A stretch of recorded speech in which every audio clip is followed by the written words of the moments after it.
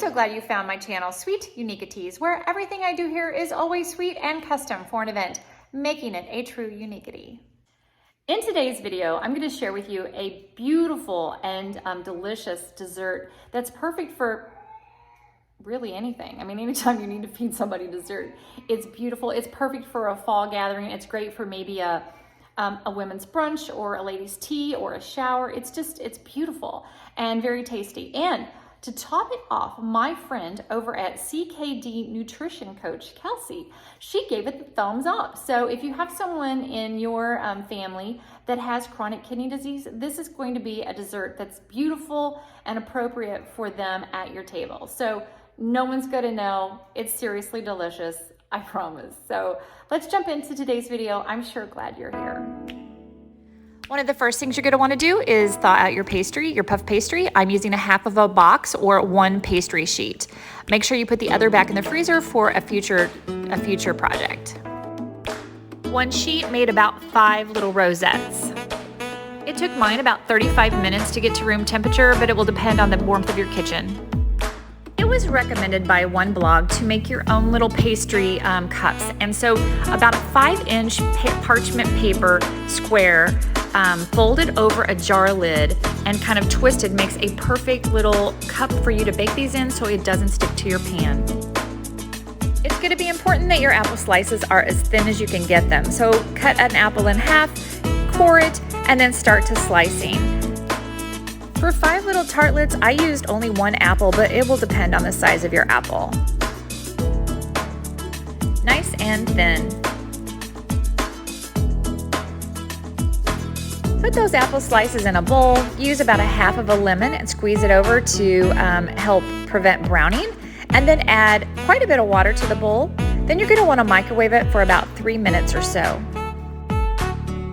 Once your apples are bendable, you are going to want to get all the moisture out. So arrange them on a paper towel, and they are very hot, so be careful.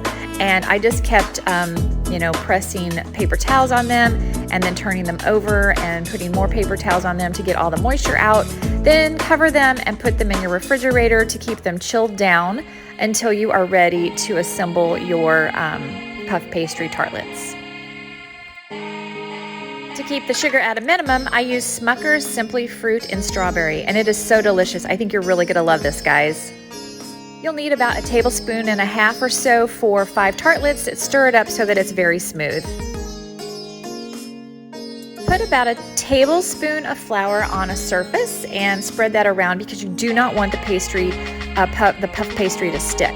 And once it is at room temperature, you're going to want to measure it out, and you're going to want it to be, mine was about 9 inches already, but you're going to want it about 12 inches, 12 by 9. And so I used a little ruler that I have washed so that I could use and just check the length and the width. You do want it pretty thin so that it'll be crispy and not real puffy. It's better a little bit crispier. And I would encourage you follow the directions on the thawing of the puff pastry per the manufacturer's directions so that you do it properly. Then you're going to want to cut these little strips into like 9 by 2 strips, and I got about 5. Spread about 1/3 of a teaspoon of the jelly on the strips, and you don't want to go all the way to the edge. You want to leave about 1/2 inch on each end of the strip so that you have less, bake over and spillage.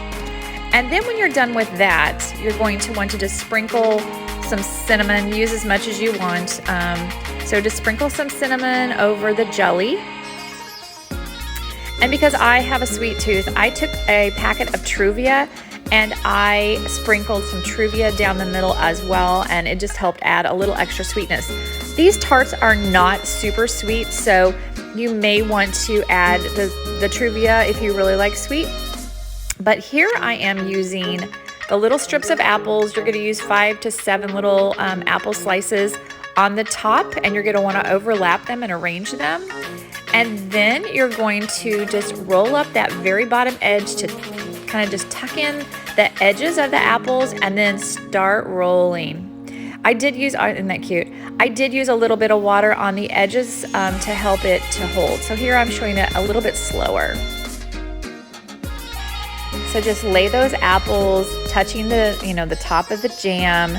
You just want the tops to peek out so that you have that rose look. And then when you get them all placed on there, then put a little water on the edges and then start, take the bottom of that, fold it up, press that fold down. That water will help hold those edges together. And then start rolling it. You don't want it super tight, because if it's too tight, it won't expand and puff into a rose shape. It'll be more like a little block. It'll still taste good probably, but just there you go. Isn't that so cute? That's before baking. So don't roll it super tight, kind of loose.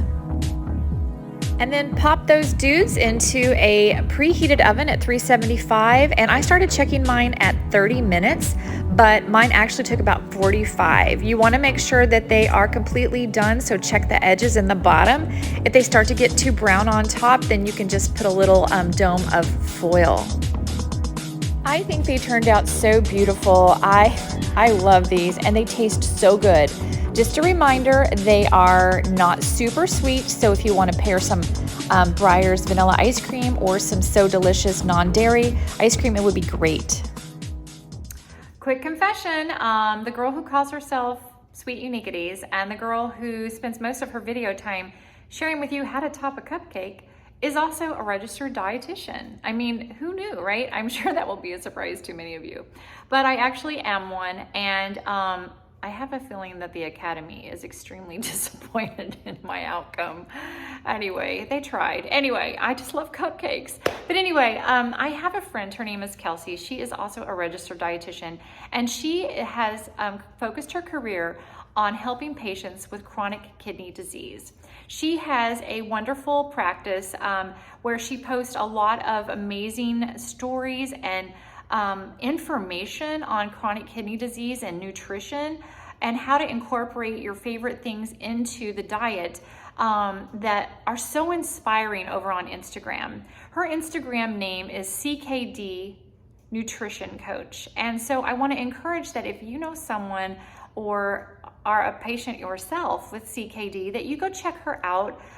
She is so inspiring, and I think you guys will really enjoy her. The other thing is she does do one-on-one communication with people to really help individualize the nutrition counseling. So don't feel overwhelmed. I know it can be so much when you are diagnosed with CKD, but the nutrition component can be manageable if you have the right help. And so please check her out. So anyway, or leave me a message down below and I will make sure you get her contact information. So have a sweet and unique day. Thanks for watching today, you guys, and we'll see you on the next video. Here's the nutrition information, and there's 40 milligrams of potassium per rose.